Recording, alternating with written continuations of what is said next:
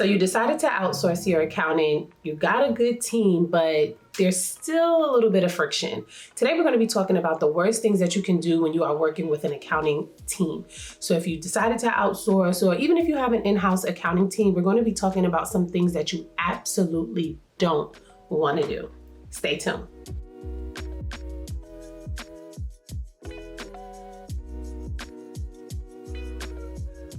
When you decide to work with an accounting team, it does require a collaborative and responsible approach.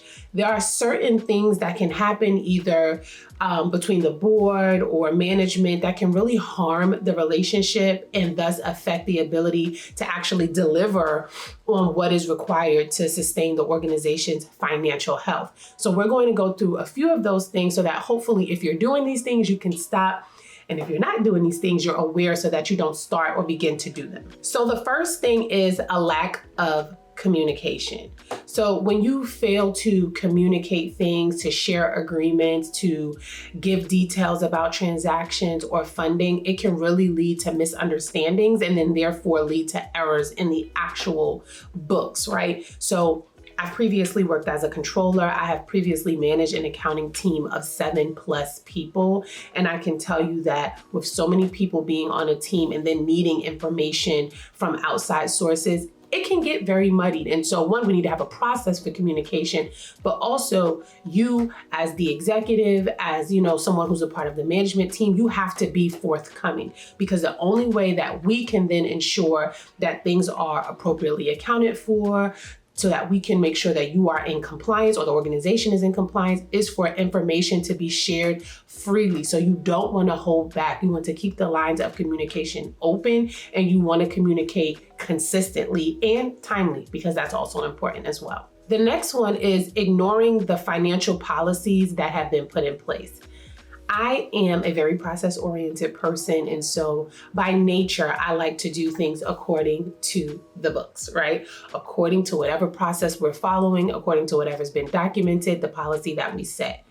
The same needs to be in place at your organization. So after you've agreed on the policies and procedures that govern the organization, that govern the accounting function, you have to follow them.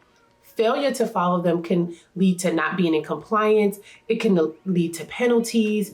It can lead to people doing their own thing, which naturally will also end up in disaster. And so you really want to make sure that after you've determined what your policies and procedures are going to be, those are communicated to the right people, right? That it's also being enforced, and that if any changes come up in the organization, that the policies and procedures are then adjusted for those changes. One of the biggest issues I see is that the organization has grown, or things maybe have become more complex. There's a change in a federal reporting requirement, but the procedures and the policies that the organization are using or are following have not changed. And that's something that you don't want to do. You want to make sure that you keep a pulse on what's happening and you're adjusting your financial policies and procedures as needed. The next one is not providing detailed information, supporting documentation timely. The thing is, when you are closing the books, when you are working by deadlines, right? Because we have audit deadlines, we have reporting deadlines for maybe grantors or funders. We need things timely. And so one of the things that we do here at Visionary is that we touch the books weekly. We do not wait until the end of the month to close the books, because we know that a lot of times there's different hoops that you have to jump through. You might have to ask someone else a question to get feedback. Like, we know that things are not straightforward. We know that you're busy and you have a lot going on, but we also know that we need this information. And so we touch the books weekly.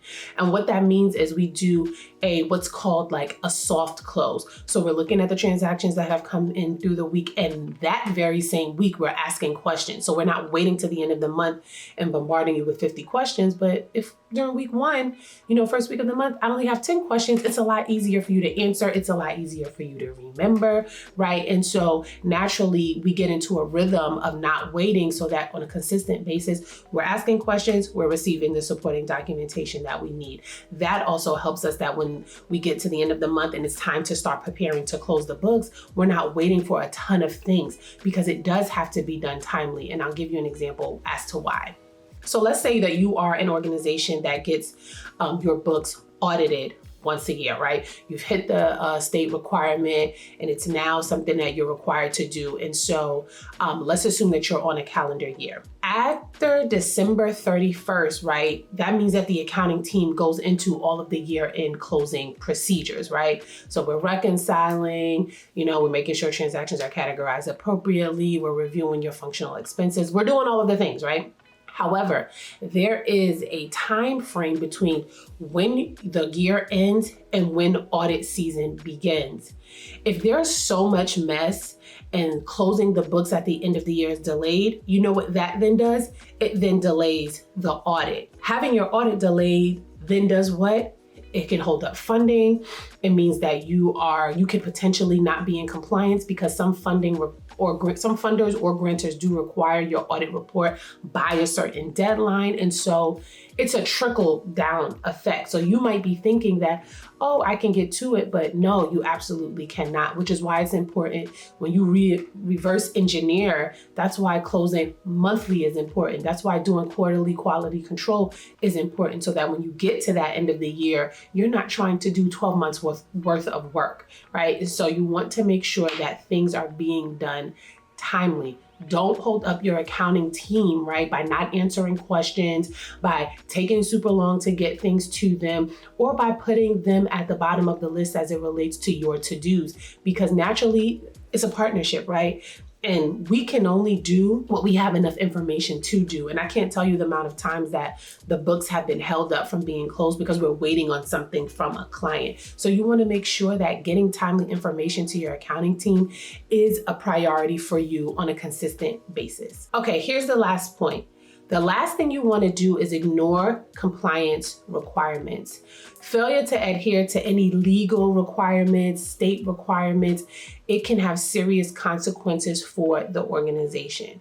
And so when I'm speaking to management and the board, I like to look at your requirements in levels, right? So you have your state requirements, you have your federal requirements, but then you also have certain things that you have to adhere to based off of how you're funded. So certain grantor or funding requirements.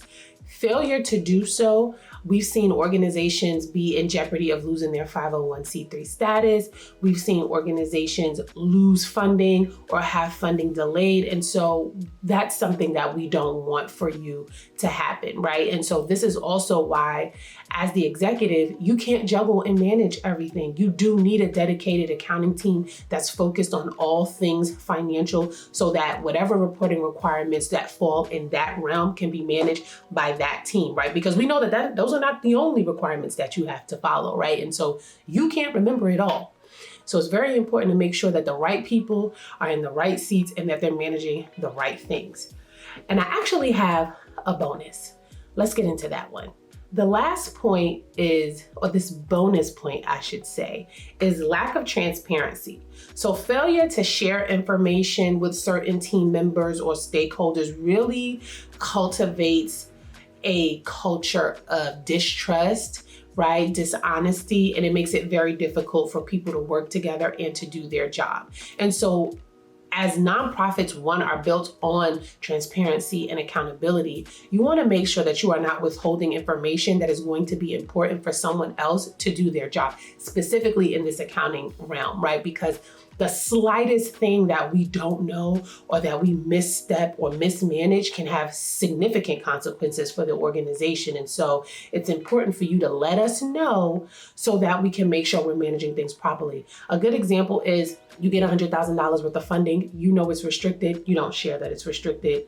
No one else knows that it's restricted. And so that funding gets spent however, but then that funder comes back around and there's a reporting requirement, right? They want to know how we've spent it. And now we've spent it in ways that wasn't laid out in the agreement. You could potentially then owe that $100,000 back to that organization. And if I know any organization, right, you don't want to be giving back money. You don't want to be giving back funding. Now, if you're in a position to do that, then hey, kudos to you. But that's not something that we want to do, right? So it's important to make sure that you are being transparent and that you are not withholding information. So I hope that this video was helpful. Remember, these are all of the things that you don't want to do. So if you are doing any of these things, you should stop. And if you're not, then make sure that you don't begin to do any of these things. Working together has to be collaborative, right? It has to be an environment where information is being shared. That is what's going to serve the organization best. And so you want to make sure that you stick to that and you think about that and hold that at the forefront for when you are making decisions, for when information needs to be shared, for when you need to communicate. Always do what's in the best interest of the organization. Again, hope this was helpful. If you have any specific questions, please leave them in the comments below, and I'll see you guys in the next video.